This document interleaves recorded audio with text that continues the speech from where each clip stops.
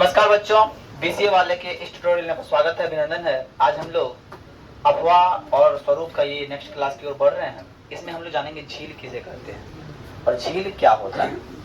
इससे पिछले क्लास में हम सारी प्रायद्वीपीय नदियां, हिमालय से निकलने वाली नदियों के बारे में पढ़ चुके हैं। तो आते हैं झील जलाशय, वैसा जल से भरा हुआ भाग जिसके चारों ओर स्थल से घिरे होते हैं, जलाशय या झील कहलाते हैं। मान लो चारों बगल से जल से भरा हुआ है और बीच में गड्ढा है, इसमें क्या पानी भरा हुआ है, वो क्या हो गया? झील या जलाशय। कश्मीर में डल और वुलर झील है, राजस्थान में सांवर झील है और बेगूसराय में कांवड़ झील है, दरभंगा में लक्ष्मी सागर झील है ना। अब झील का निर्माण वर्षा के जल से था, अगल बगल के हिमानियों के पिघलने से भी होती है। या तो वर्षा का जल कोई गड्ढा में इकट्ठा हो गया तो वो बन गया झील, या तो अगल बगल में कोई हिमानी है, बर्फ का पहाड़ है, वो गल के गड्ढा में जमा हो गया तो वो बन गया झील। अब झील की देखो निर्माण की दृष्टि से झीलों के प्रकार जो है, धसना झील, गोखुर झील, क्रेटर झील, हिमानी झील, बहुत सारी झील होता है, लेकिन तीन प्रमुख झील है, इनके बारे में जान रहे हैं। धसना झील क्या होता है? कभी कभी क्या होता है, घाटियां धस जाती है और धस जाने के कारण घाटियों में बड़ा बड़ा गड्ढा हो जाता है और इस गड्ढा में क्या होता है, पानी का जमाव हो जाता है, तो यह क्या कहलाता है और ये झील हो जाता है। ऐसा झील कहलाता है धसना घाटी झील। भारत में विक्टोरिया झील, रुडोल्फ और न्यासा झील जो है इसका एक उदाहरण है।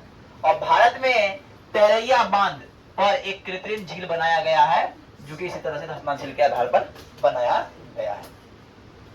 अब एक झील की बात है, इसको बोलते हैं गोखुर झील। क्या बोलते हैं? मैदानी क्षेत्रों में नदी की धारा दाएं बाएं प्रवाहित होती रहती है और विसर्ग का निर्माण करती है। ये विसर्ग एस आकार से होती है, तब नदी का विसर्ग को त्याग कर सीधा रास्ता पकड़ लेती है, तब नदी का अपशिष्ट भाग को गोखुर झील कहते हैं। ध्यान समझिएगा, कोई नदियां है और नदी से दाएं बाएं कोई नदी मुड़ गया, ऐसे ऐसे निर्माण कर दिया।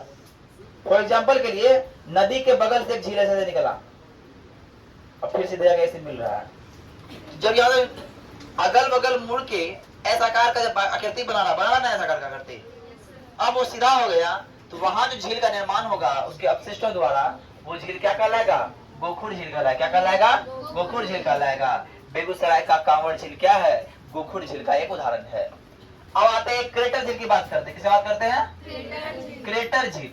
जब ज्वालामुखी के क्रेटर से लावा निकलना बंद जाता है, ज्वालामुखी कैसा, जब ज्वालामुखी फटता है, जब ज्वालामुखी फटता है ना, उससे बहुत सारा लावा निकलता, आग निकलता, आग निकलता, बहता है, रेत की तरफ, पानी की तरफ आग खाली निकलता है, बहता है। और उसमें तुम अगर जाओगे तुम पिघल जाओगे, तो तुम चले तुम हो या नहीं। अगर जो बच्चा सही से पढ़ाई नहीं करेगा उन बच्चे को हम ले जाएंगे, उठा के वही झील में, वही लावा में डाल देंगे, मम्मी पापा खोजते रहेगा मेरा बेटी कहाँ है, मेरा बेटा कहाँ है। ठीक है, जो टेस्ट में कम नंबर लग वही डाल देंगे, समझे ना बात?